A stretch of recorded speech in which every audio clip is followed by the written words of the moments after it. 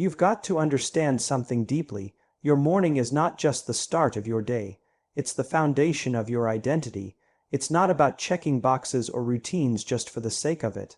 It's about reclaiming your power before the world starts making demands on it. When you wake up and immediately grab your phone, you're already reacting.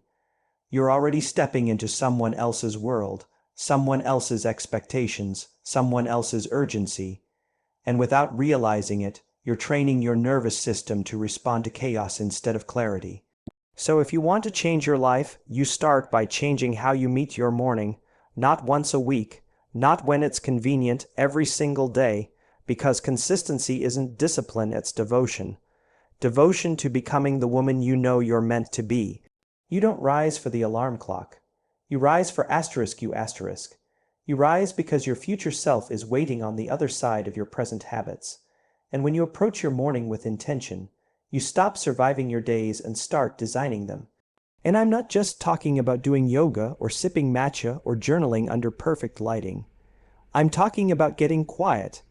I'm talking about giving yourself the space to hear your own voice before the world gives you 100 more to drown it out. That silence, that stillness, it's not emptiness, it's power. That's where alignment begins. That's where you remember who you are without the noise.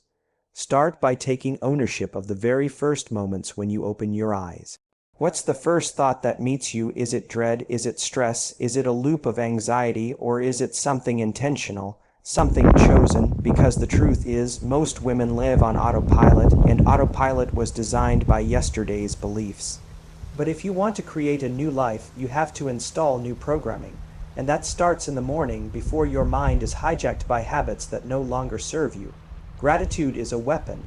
It sounds gentle, but it is ferocious in the way it rewires the brain. You can't hold resentment and gratitude in the same breath. One will always dissolve the other. And when you begin your day with gratitude, not for what's missing, but for what's already here, you shift your state.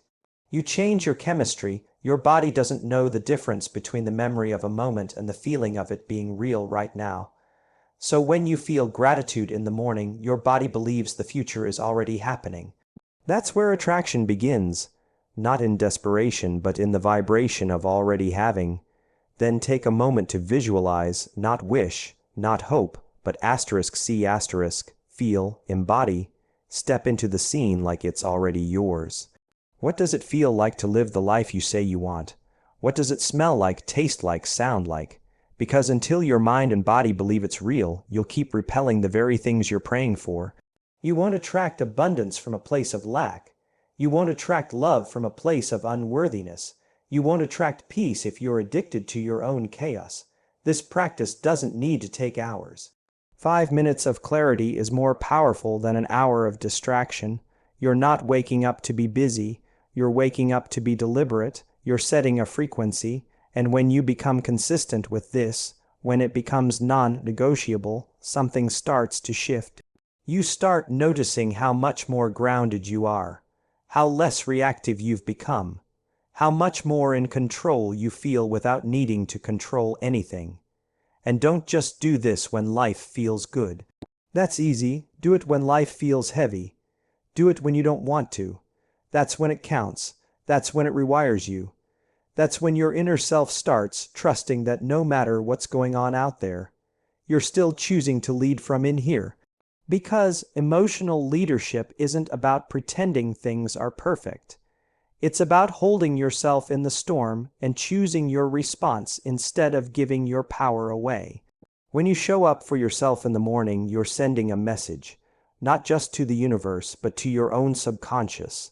That you matter, that your vision matters, that your energy isn't up for grabs. You are no longer available for random energy, random habits, random outcomes. You're building your life on purpose. That's the difference between a woman who survives and a woman who becomes . The way you meet your morning determines who you meet in the mirror.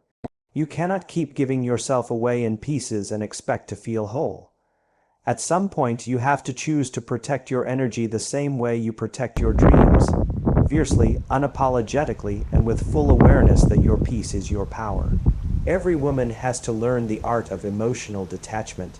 not because she's cold or distant, but because her soul deserves boundaries. It's not about shutting yourself off. It's about choosing where your energy flows, and more importantly, where it no longer needs to go. You see, we've been conditioned to believe that reacting is caring, that if you don't respond, you're rude, that silence is weakness. But the truth is, the strongest version of you is the one who pauses, who breathes, who steps back before she steps in.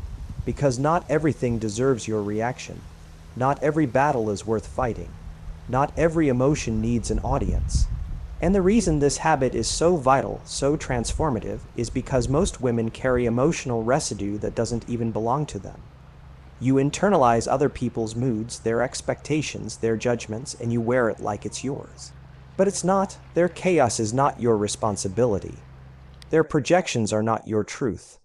And until you learn to detach from that noise, you'll keep living in cycles of burnout, resentment, and confusion.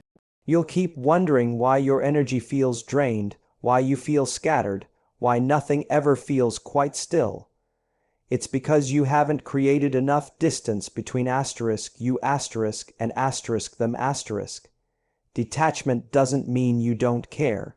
It means you care deeply, but from a place of power, not from a place of emotional entanglement. It means you observe rather than absorb. You witness without needing to fix. You feel without being consumed. That's mastery, and when you do this daily, it becomes second nature. You stop allowing people's chaos to infect your clarity. You stop handing your power to every triggering situation. You start owning your inner world so completely that nothing on the outside can touch it without your permission. And this is a habit you have to practice because the mind is wired for reaction. It's wired for survival. But you're not here to survive, you're here to evolve, and evolution doesn't happen through drama, distraction, or defensiveness. It happens in the stillness, in that moment when someone says something that used to make you spiral, and now you just smile, breathe, and choose peace instead. That is growth, that is self-respect, that is emotional freedom. So how do you build this habit? Start small. Give yourself 5 minutes a day of silence. No phone, no input, no distractions, just you and your breath. Let the thoughts come. Let the feelings rise. Don't judge them. Don't chase them. Just watch. Let them pass like clouds in the sky. That's detachment. That's you learning not to grip every thought like it's truth. That's you unhooking from the emotional autopilot you've been on for years. Then, when you're ready, bring this practice into your day. When someone triggers you, pause, ask yourself, is this mine to carry? Or is this a mirror showing me where I still need to heal? Most of the time, it's not even about you. People act from their own wounds, their own fear, their own conditioning. And when you know who you are, you don't let someone else's storm make you forget your own sky. That's what daily detachment gives you. It gives you space. It gives you sovereignty. It gives you your self back. And when you have that, you stop running. You stop chasing. You stop needing constant validation because you've come home to a place inside you that doesn't move when the world shakes. Every woman must learn to return to that space, not once, not only when things fall apart, but every day, as a way of life, as a way of preserving her energy, as a way of honoring her own boundaries without guilt. Because if you don't choose where your energy goes, the world will choose for you. And it will drain you, it will distract you, it will distort the truth of who you are. But the moment you learn to detach, not from love, not from compassion, but from chaos, you begin to reclaim something sacred. Your stillness, your presence, your awareness, and in that space you don't need to prove, explain, or fight. You just are fully, calmly, powerfully. The woman who protects her peace becomes untouchable. There's a voice that lives inside you, and that voice speaks louder than anyone else in your life. Louder than your family, louder than your friends, louder than every comment, every opinion, every judgment. It's the voice you hear in silence, the voice that whispers before you fall asleep, the voice that greets you every single morning. The way that voice speaks to you is the way you experience yourself, and ultimately, the way you experience life. And yet, most women have been trained to speak to themselves from a place of lack, from criticism, from shame. You mess up once and the voice says, "Why are you always like this?" You fail and the voice says, "See, I knew you couldn't do it." You look in the mirror and the voice doesn't offer love, it offers judgment, but here's the thing, that voice isn't asterisk you asterisk. That voice is an echo of everything you've heard, everything you've absorbed, everything you never challenged. It's your past speaking in your present, trying to shape your future. And unless you change that internal dialogue, it doesn't matter how much work you do on the outside, you'll still feel unworthy on the inside. So what if you started speaking to yourself like you would to the woman you admire most? What if, instead of criticism, you offered compassion? What if, instead of doubt, you gave yourself belief? Because the truth is, no one's going to cheer for you like you need them to. No one's going to validate you in the exact way your soul is asking for. That's your job. That's your responsibility. The daily habit of speaking to yourself with intention is not just self-creation. You don't become confident by chance. You become confident by repetition. Confidence is built in the small moments when you choose to affirm your power rather than your fear.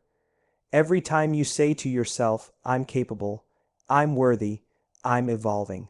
You're not just speaking words, you're reprogramming your identity, you're replacing old patterns with new truth. You're teaching your mind that safety doesn't come from playing small. It comes from honoring who you actually are. And this practice, this habit, it doesn't require an audience. You don't need anyone else in the room. You just need your awareness. You need your voice. The words you speak to yourself every morning, every night, in the quiet moments between. It matters more than you know. Because you're always listening, your subconscious is always recording, and it's building your reality from those internal instructions. You can't expect to live a powerful life if your internal dialogue is powerless. You can't manifest joy if your daily words are soaked in criticism. You can't attract love if your self-talk is rooted in rejection. The world reflects what you believe you are, not what you pretend to be, not what you post online, but what you feel when no one's watching. That's where the real work is. That's where transformation happens. You may have grown up hearing words that told you what you weren't. Not smart enough, not pretty enough, not strong enough. You may have internalized that, carried it, lived from it. But the beauty of awareness is that the moment you realize those words are not truth, they're programming, you can begin to speak something new. Something honest, something powerful. You can interrupt the pattern, and that's where healing begins. Not when the world tells you you're enough, but when you do. So every single day, make it a habit. Speak to yourself on purpose, out loud if you can, in the mirror, with intention. I'm growing, I'm healing, I'm becoming, I'm worthy of a beautiful life. You don't have to fully believe it at first. That's okay, speak it anyway. Let your words lead your energy. Let your voice become your foundation. Eventually your body will catch up, your mind will catch up. Your external reality will begin to match the new internal truth. And when you slip, because you will, when the old voice creeps back in, when the doubt shows up again, don't fight it, just gently choose something better, replace it, reaffirm your worth. Because that's what self-love actually is. Choosing over and over to speak to yourself with the same love, grace, and belief you give to everyone else. No matter what, you don't need a perfect past to build a powerful future. You just need the courage to speak to yourself like the woman you're becoming is already here. There's a version of you who already has the life you dream of. She's not a fantasy, she's not a someday. She's real, and she's waiting, but she won't arrive just because you hope she will. She won't become real because you wish for her. She'll only show up when you decide to move like she already exists. When your choices start matching her standards, when your energy starts aligning with her mindset, that's how you bring her into your present reality, not by waiting, but by embodying. So many people sit around visualizing, dreaming, scripting, making lists of goals, yet staying trapped in habits that contradict what they say they want. That's the gap. It's not in the vision. It's in the follow-through. If you say you want peace, but you keep entertaining chaos, you're not living in alignment. If you say you want to be successful, but you keep avoiding the small, consistent actions that build success, you're just flirting with the idea. And the truth is, there's no transformation without discipline. There's no arrival without movement. You don't become her by thinking. You become her by doing. Every day, you cast a vote for the woman you're becoming. The food you eat, the way you speak to yourself, the boundaries you hold, the time you give to growth, these aren't small things, these are declarations, these are signals, these are pieces of evidence that you are serious about becoming her. And the more you act like her, the more familiar she feels, the more comfortable it becomes. Eventually, she's not a vision anymore, she's you. It doesn't matter how slow it feels. It doesn't matter how far you think you still have to go. What matters is your consistency. What matters is how you show up when no one's clapping, when it's inconvenient, when it's hard, because that's where identity is built. That's where character is formed. Anyone can act like their highest self when everything's going well. But it's in the moments when it's uncomfortable, when you're tired, triggered, or discouraged, that the real decision is made. Do you revert to who you were, or do you rise as who you're becoming? That's what it means to move like you're already her. You don't wait for the money to manage it well. You don't wait for the relationship to practice emotional intelligence. You don't wait for the opportunity to start walking with confidence. You prepare, you embody, you align now so that when the life you desire shows up, you're not surprised. You're ready, and you don't need to be perfect. This isn't about faking it. It's about forming it. Choosing again and again to lean into the identity you want to live in. That means choosing the workout when you'd rather sleep, choosing the book when the phone is easier, choosing the truth when silence would feel safer. Every small action is proof. Every repetition is programming. You're teaching your brain who you are. You're sculpting a new normal, but you have to understand this. The old you will resist. That's not failure. It's rewiring. The discomfort is not a sign to stop. It's a sign that something is shifting. And most people quit right there, not realizing they were 5 steps away from a breakthrough. You won't quit, because you've decided. And when a woman decides, the universe shifts, doors open, people move, opportunities unfold, because she's not waiting anymore. She's walking, and it's not about rushing. It's about showing up for the process with presence. Trusting that every small step compounds. You don't plant a seed and dig it up every day to see if it's growing. You water it, you nurture it, you let the roots take hold. That's how self-worth grows.